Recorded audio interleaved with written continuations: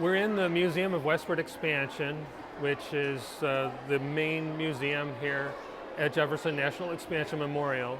It basically tells the story of the settlement of the American West during the 19th century. We're actually underground, directly below the 630-foot stainless steel arch. Originally, there were going to be surface buildings that would have housed museums and restaurant complexes and things like that. But the National Park Service, which runs the site, and the architect, Eero Saarinen, both thought that the arch would be better served to stand alone, to be unrivaled by anything else. So they decided to put everything underground, all the infrastructure to run the arch, all of the visitor facilities would be beneath the ground. And so that's how this museum came to be, located where it is, beneath where the arch is. In terms of what this museum has to offer, our current museum, it basically tells a capsule story of westward expansion during the 19th century. And it's actually laid out with rings of time that are above our heads, concentric rings that are almost like ripples in a pond, as though you dropped a stone into a pond and the ripples emanate outward.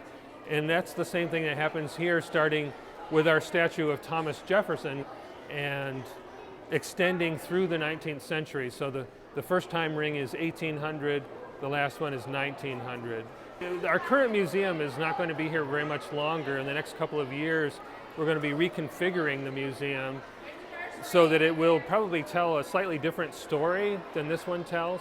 Right now, our museum tells a story that is pretty common to, telling a general overview of westward expansion and the western part of the United States. What we want to do in our new exhibits is focus more on St. Louis's role specifically in westward expansion. So there will be a shift there.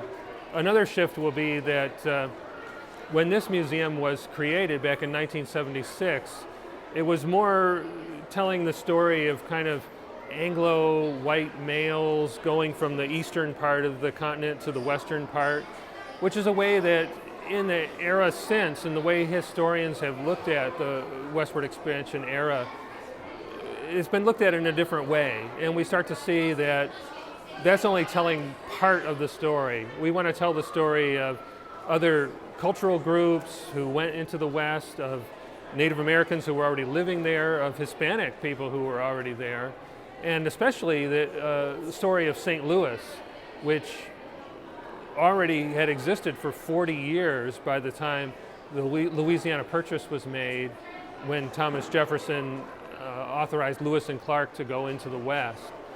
Immediately after the Louisiana Purchase, Lewis and Clark went on their famous journey of exploration out to the West Coast.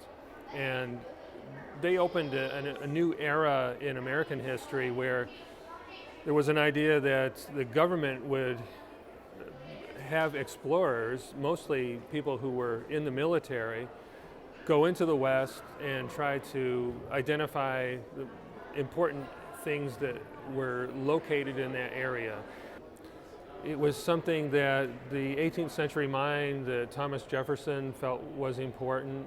It became a legacy, so even after Jefferson was long gone, there were still groups of explorers who were officially going into the West.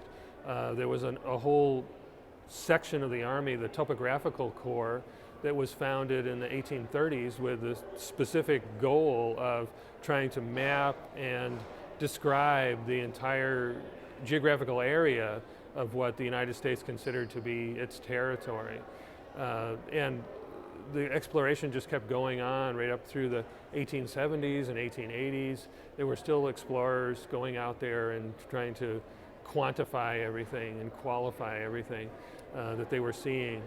So whether that needed to happen before people went out to settle or before some of the exploitation of the West for commercial purposes took place, I guess is an open question, but it was the way that, as I say, the kind of the orderly scientific mind of the 18th century looked at things, and they felt this is the logical first step that we would send people out to explore. Unfortunately, we don't have many items from these early explorers, none from Lewis and Clark. In our new museum, we hope to show a number of artifacts that were used on the Stephen Long expedition in 1819 and 1820, which we think are pretty significant, and we think visitors will really enjoy seeing those.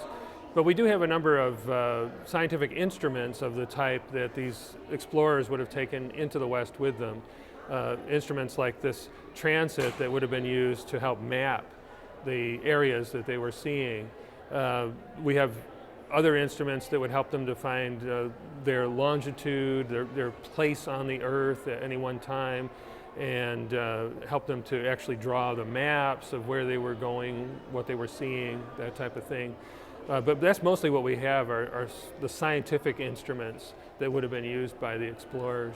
In addition to actual government explorations, a lot of the West was actually explored by people who we call today mountain men.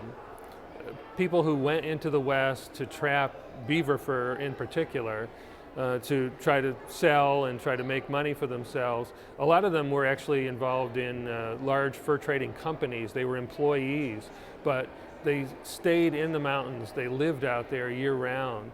And they, just by virtue of the fact that they were trying to find areas where beaver were located, went into areas that only Native Americans had seen before them.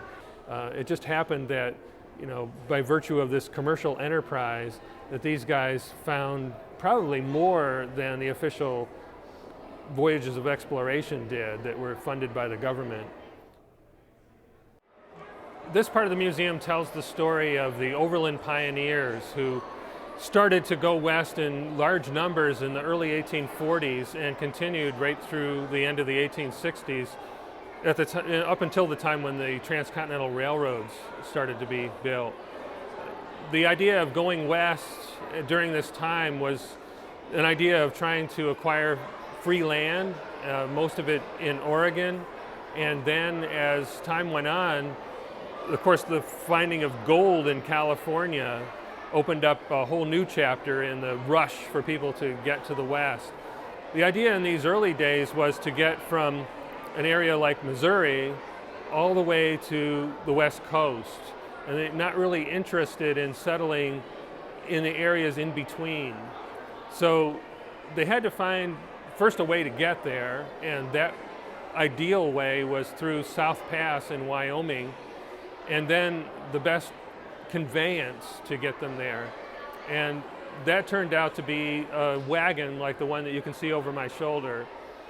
This type of wagon was usually built as a farm wagon, but a lot of people, either took the existing wagons they had on their farm or bought one like this one to go west in.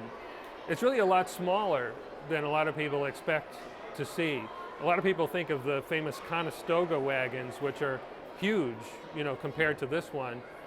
But they were really too large to take over the terrain that the people were going to encounter.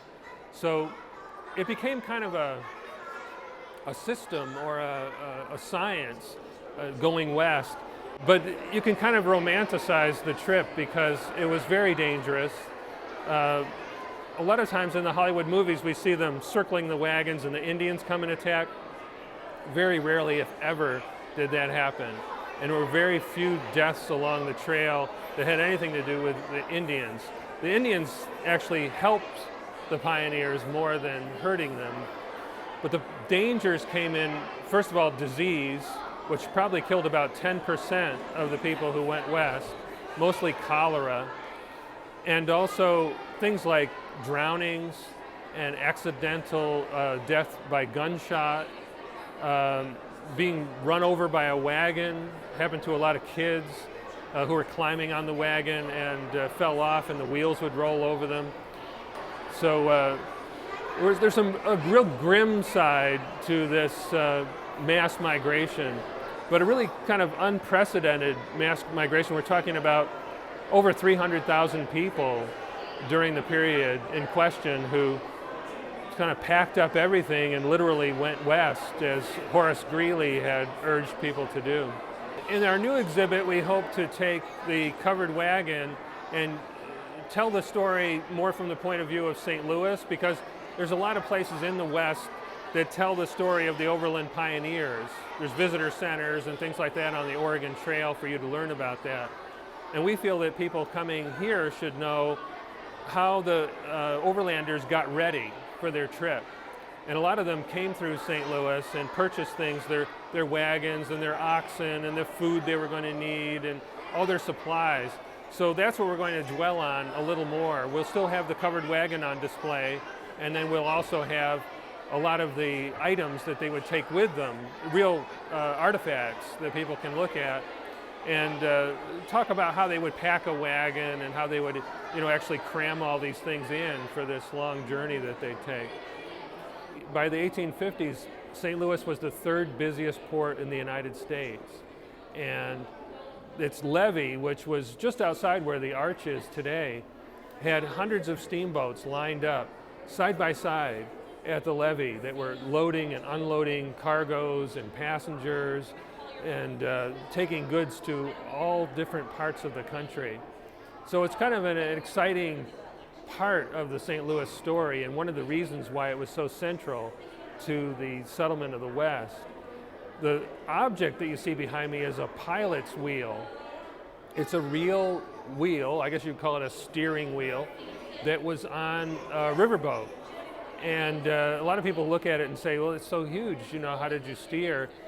And actually, the way we have it displayed is a little, it gives a false impression, because where the hub of the wheel is would actually be where the floor was of the pilot's house.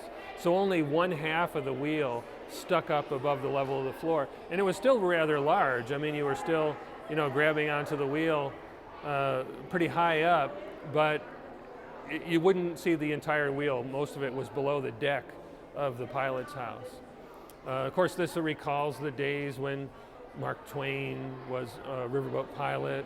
He actually got his license here in St. Louis to be a pilot on the Mississippi River.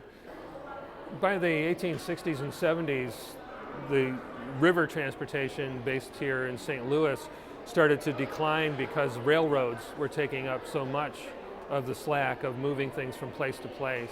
There were so many places in the American West that really were only accessible by railroad.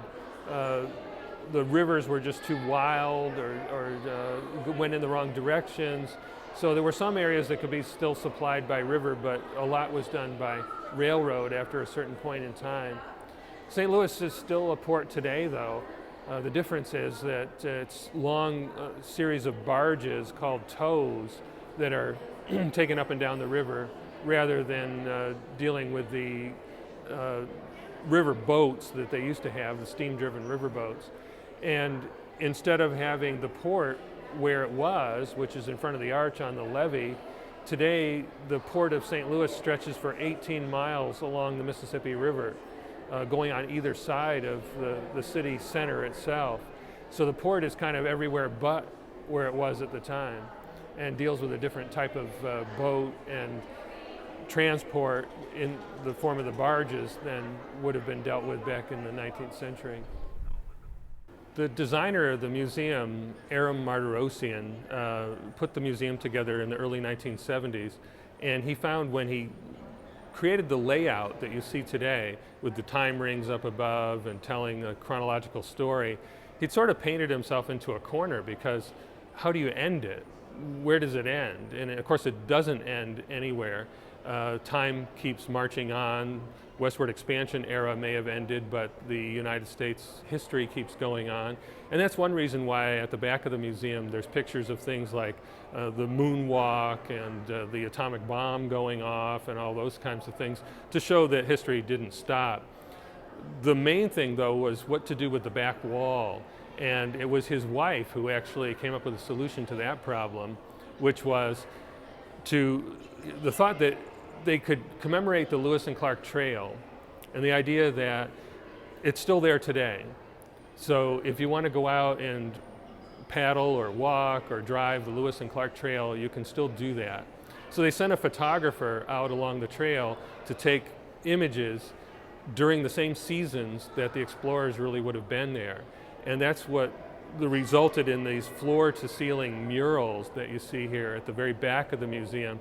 So the Lewis and Clark Trail itself and the West itself becomes kind of the alpha and the omega. It's what the explorers first saw when they went out there, and it's also what you can still see today.